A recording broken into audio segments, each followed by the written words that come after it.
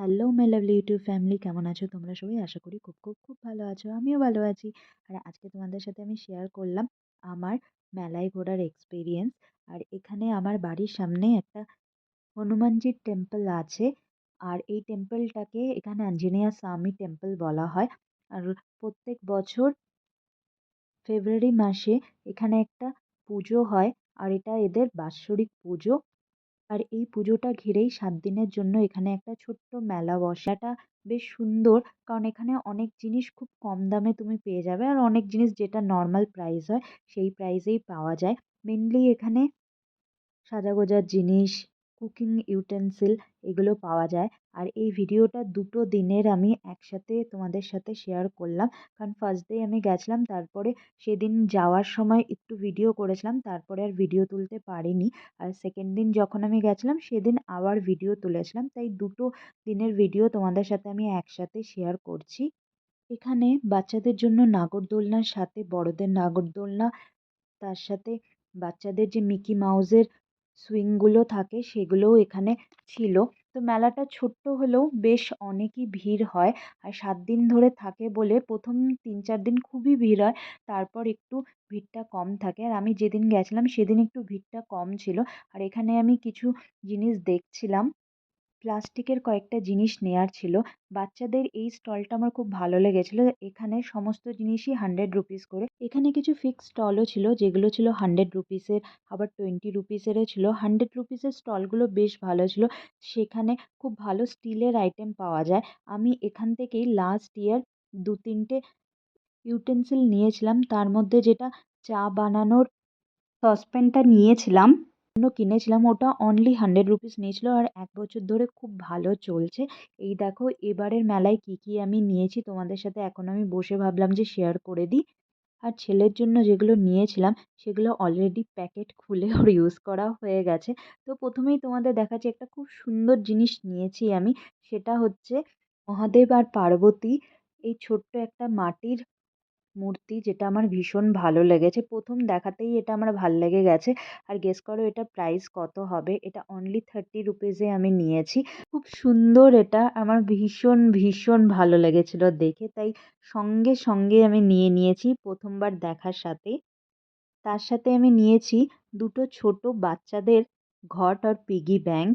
আর এটা আমার ছেলের জন্য নিয়েছি। আমি ভাবছি যে ওকে একটু একটু করে অভ্যাস করাবো ১-২টো করে কয়েন দিয়ে এটায় ফেলার জন্য। কারণ বাচ্চাদের ছোট থেকে কিছু জিনিস আমরা যদি শেখাই সেগুলো ওরা অনেক দিন পরে হলেও ভোলে না, আর ওদের মনে কিছু জিনিস গেঁথে যায়।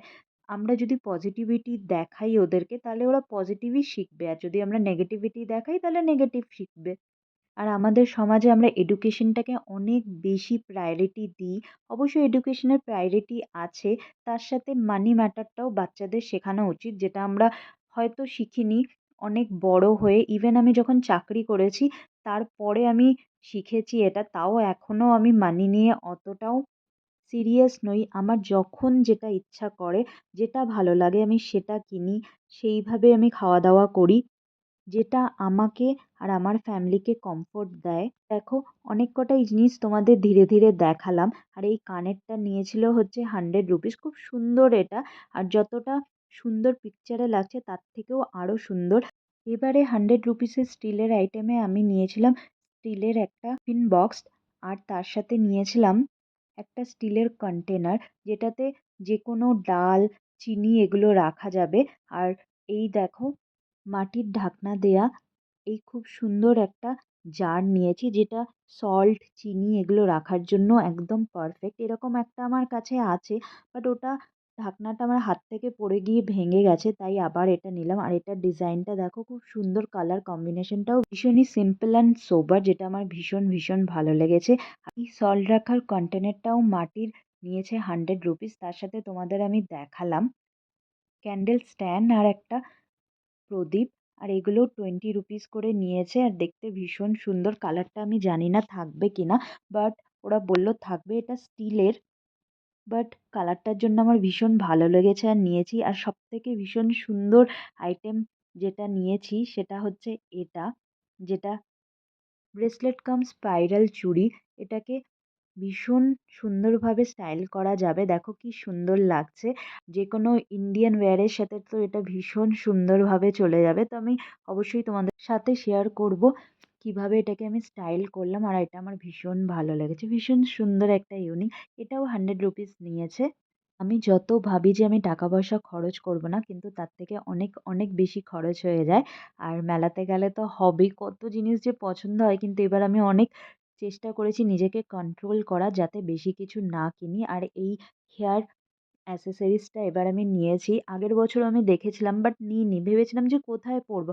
তো ভাবলাম যে নিয়ে রাখি, কারণ সামনেই আমার বোনের এনগেজমেন্ট আসছে মামার মেয়ের। তো সেখানে যখন যাবো, যদি আমি লেহেঙ্গা পরি তাহলে অবশ্যই এটাকে আমি স্টাইল করব। আর এই ছোট্ট ক্লিপটা নিয়েছি।